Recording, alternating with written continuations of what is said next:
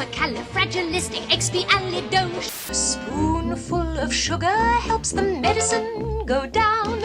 Listen, it's late, but I went down a Mary Poppins rabbit hole tonight and I gotta talk to somebody. One of them lost his first family by telegram during the war. One was dead before 22. One was begged by Walt Disney himself for one last scene. One played the laughing uncle while secretly fighting throat cancer. And the man who played Bert just turned 100. I'm saving one of them for second to last on purpose. Julie Andrews as Mary Poppins. Julia Elizabeth Wells, that's her real name, was 28 years old when Walt Disney handed her a movie career. Well, yes, of course, there's not a moment to lose. I'll go straight away. And thank you very much. And here's the part that drives me crazy. She didn't even want it. What she wanted was Eliza Doolittle in My Fair Lady. She played Eliza on Broadway 8 times a week for years. She owned that part. And Hollywood looked at her and said, nah, you're not famous enough for film. Give it to Audrey Hepburn. So Walt scooped her up while she was still heard about it. Saw her play Guinevere in Camelot, decided she was Mary Poppins, and held the entire production for over a year so she could give birth to her first daughter. Held the whole movie. Just waited. She filmed it. Won the Oscar her first time on a movie screen. Of course, exactly as you proposed. I proposed? Of course. Now, if you'll excuse me, tomorrow is an important day for the children. I shall see they have a proper night's sleep. Audrey Hepburn wasn't even nominated. Take a second with that. The town that told her she wasn't good enough handed her the highest award the screen has in her debut year. The kind of revenge most people only daydream about. The next year, she did The Sound of Music, biggest box office musical ever made at that point. She was the biggest female star in Hollywood for a decade. In 1997, she went in for what was supposed to be a routine throat surgery to remove non-cancerous nodules. She came out unable to sing. The voice that defined Mary Poppins, The Sound of Music, Camelot, Victor Victoria, gone. She sued, settled, said publicly the loss felt like she'd lost an identity. She kept working, pivoted hard. Princess Diaries with Anne Hathaway. Shrek as the Queen. Bridgerton, where she's Lady Whistledown. For an entire generation that has no idea Mary Poppins is the same voice. A second career built on pure will. 2 marriages. Tony Walton, the costume designer who knew her since they were teenagers. 1 daughter, Emma, then a quiet divorce in 1967. Then Blake Edwards, the director. 41 years with him until he died in 2010. Of the lot, which was a quick way home for me, I passed a gentleman who was painting in a sort of open shed, and he smiled at me as I went. 2 adopted daughters from Vietnam. One of the great Hollywood marriages. She did not return for Mary Poppins Returns in 2018. Said she wanted Emily Blunt to have it free and clear. That's a hell of a way to hand off a legacy. She turned 90 this past October. She's still here. But the woman who played her on-screen mother, the suffragette belting out about votes for women, her real life had a twist almost nobody knows about. And the song she's most famous for in this world? It isn't the one you think. Glynis Johns as Mrs. Banks. Glynis Johns, born in South Africa of all places, October 1923, 40 during filming. Here's the story behind Sister Suffragette. Political equality and equal rights with men. Take heart, for Mrs. Pankhurst has been clapped in irons again. The song that became, accidentally, one of the most quoted feminist anthems in mainstream Hollywood. She'd been cast for a different musical number entirely, a romantic ballad. They cut it. She showed up to the Sherman Brothers office one afternoon in tears, convinced she was about to be fired from the whole picture. Richard and Robert Sherman sat her down, told her not to worry, and wrote Sister Suffragette in a single afternoon to save her job. One afternoon. Good evening, Kate and Hannah. Ellen, we had the most glorious meeting. Before lunch, to make a crying actress feel better. That throwaway song became the whole soul of Mrs. Banks. But here's the bigger story, the one almost nobody tells you. She married 4 times. 4. The first to Anthony Forwood when she was 19. They had her only son Gareth, then divorced. Then a stockbroker, then a writer, then finally an Australian named Elliot Arnold. None of them lasted. She said in interviews late in life that she was bad at marriage but good at falling in love, which is one of the most honest things any old movie star has ever said. After Mary Poppins, she didn't chase film stardom. She went back to the stage, and in 1973, Stephen Sondheim wrote a song specifically for her. Cracked, breathy, almost spoken voice. That song was Send in the Clowns. You know it. Frank Sinatra recorded it. Judy Collins had a hit with it. Streisand. Krusty the Clown sang it on The Simpsons, but the original, the blueprint, was written for the woman playing Mrs. Banks. She won the Tony for it. A Little Night Music, 1973. Most people walk past Sister Suffragette and have no idea the woman singing it inspired one of the most covered songs in modern music history. Her son Gareth became an actor too. Died in 2007 at 61. She lived another 17 years past him. Imagine that, outliving your only child by almost 2 decades. She made it to 100 years old. Died January 4th, 2024, 2 years ago this winter. She was the last surviving major adult cast member from the Banks household. When she went, the upstairs of that house went dark. But before we leave Cherry Tree Lane, we have to talk about the man who played her husband. Because his story, the one I teased at the very beginning, is the one that hurts the most. David Tomlinson as Mr. Banks. David Tomlinson, the stiff banker, the one who tears up the contract and runs to the park to fly a kite with his children. Here's what I didn't tell you up top. In 1943, while he was overseas serving in the Royal Air Force during the war, his first wife, Mary Lindsay Hitting, an American widow he'd married, was at a hotel in Manhattan with her 2 young sons from her first marriage. Something happened to her, some kind of collapse. She climbed to the top floor of that hotel. She took both boys with her. All 3 of them died. David found out by telegram on a different continent at war. I don't know how to talk about that. It's the kind of grief that should end a man.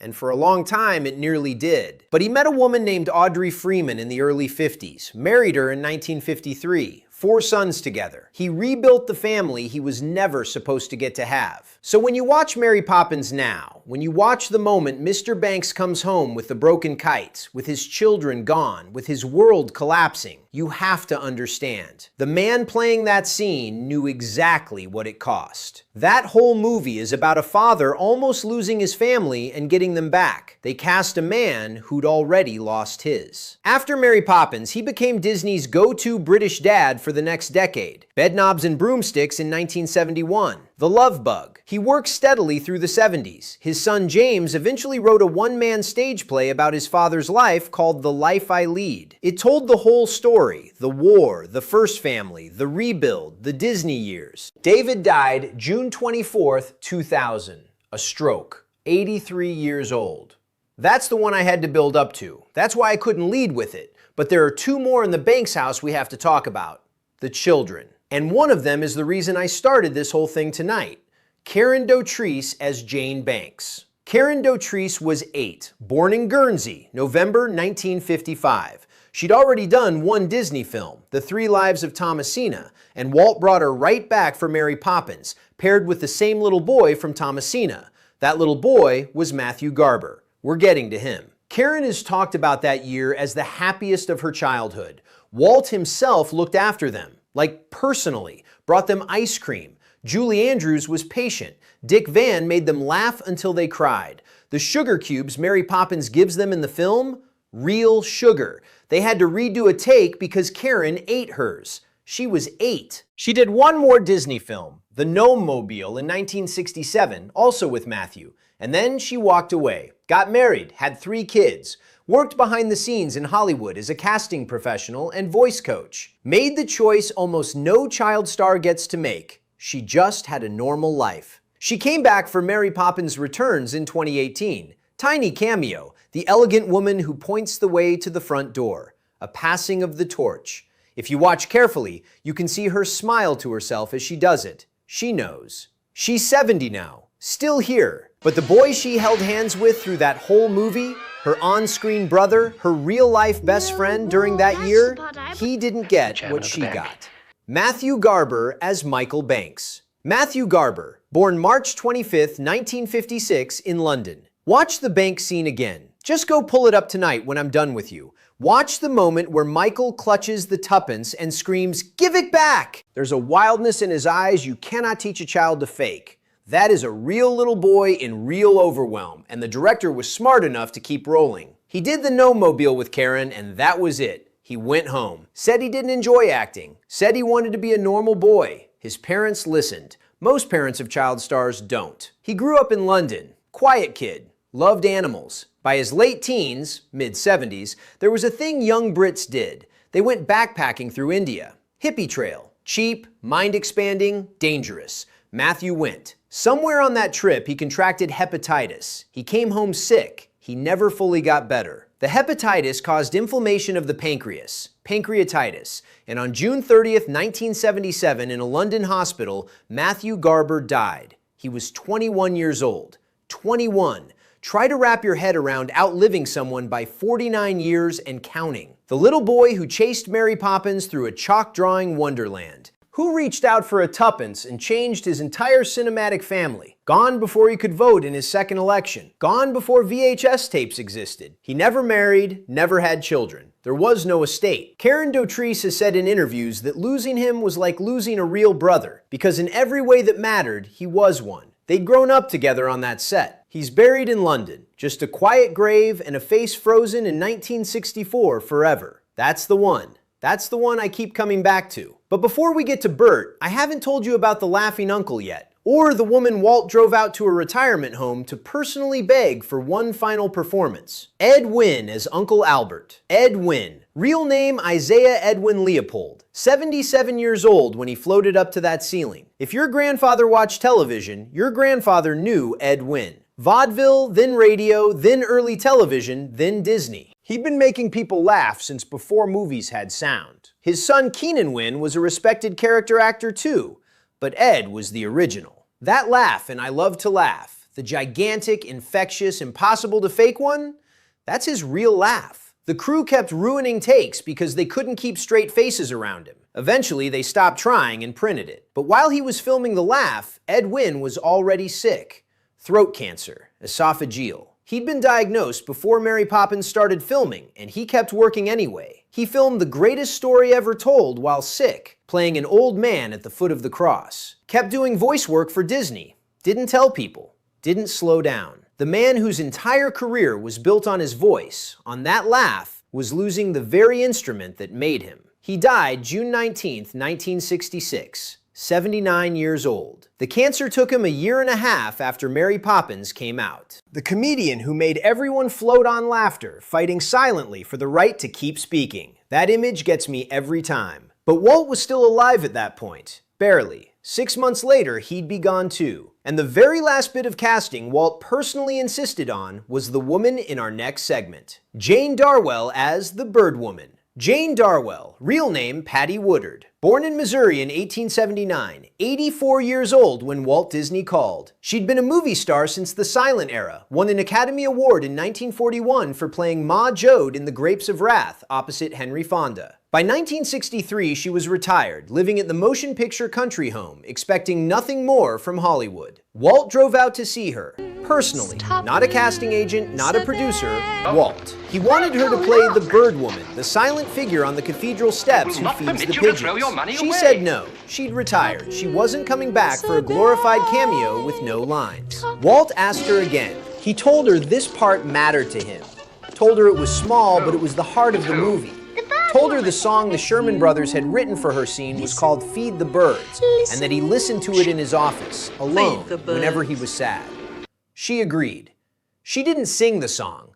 Julie Andrews did, over the scene. But Jane Darwell's face in that sequence, the gentleness, the patience, the unspoken kindness, is what makes the song work. Take her out, and the song is just pretty. Put her back in, and it becomes one of the quietly devastating moments of any Disney film ever made. It was her final role, after a career that started before the talkies. Walt Disney died December 15, 1966, lung cancer. He was 65.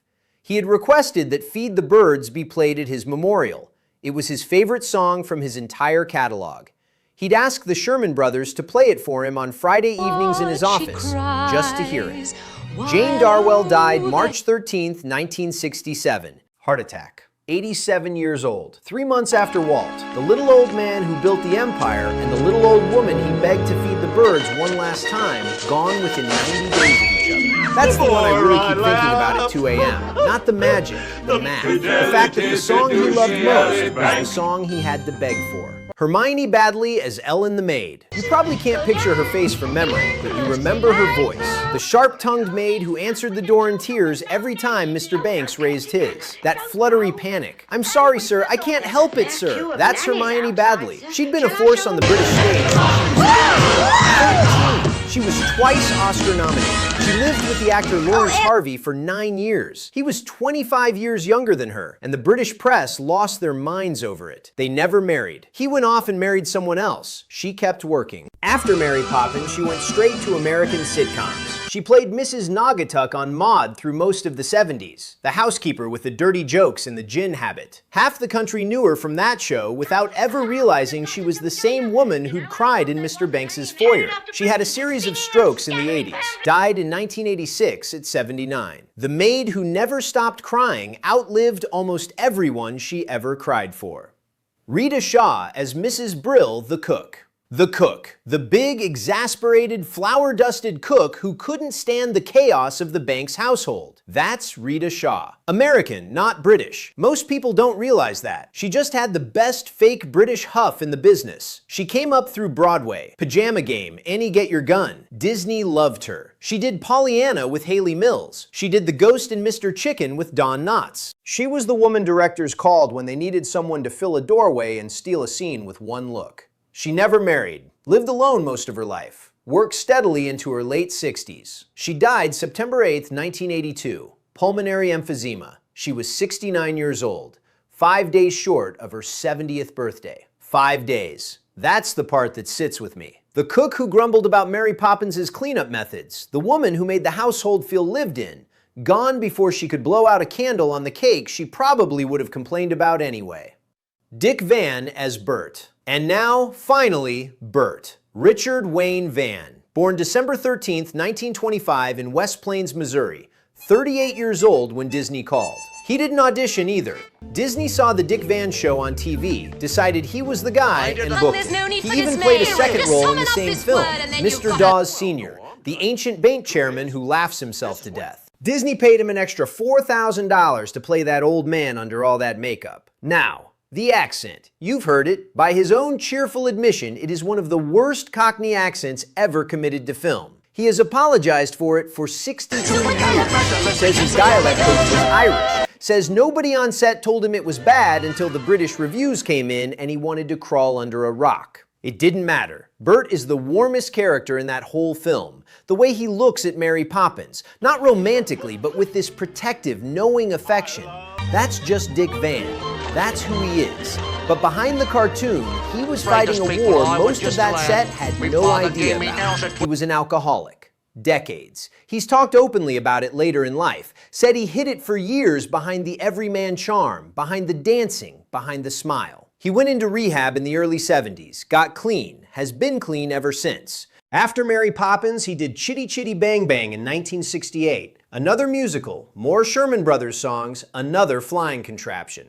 Diagnosis Murder ran for years on TV in the 90s. He kept showing up. His marriage to Margie Willett, who he met in 1948, ended in 1984 after 36 years. 4 children together. He had a long relationship after that with the actress Michelle Triola, Lee Marvin's longtime partner, until her death in 2009. Then in 2012, at 86, he married Arlene Silver, a makeup artist. She was 40. He'll tell you it works because it does. He came back for Mary Poppins Returns in 2018, 92 years old. Played the son of his original character, Mr. Dawes Jr. this time. Did a soft shoe on top of a desk in front of Emily Blunt and Lin-Manuel Miranda. The whole crew was crying. The theater audiences were crying. He was just laughing, of course. He turned 100 years old this past December. December 13th, 2025. 100. Still showing up. Still smiling, still pretending he can do the accent. He is the very last connection most of us have to the magic of that film, to the 1964 of it all. Hold on to him while you can. Reginald Owen as Admiral Boom, the cannon-firing neighbor, the old man on the rooftop who fired off the 8 o'clock blast and rattled every teacup on Cherry Tree Lane. Empty those shot knuckles!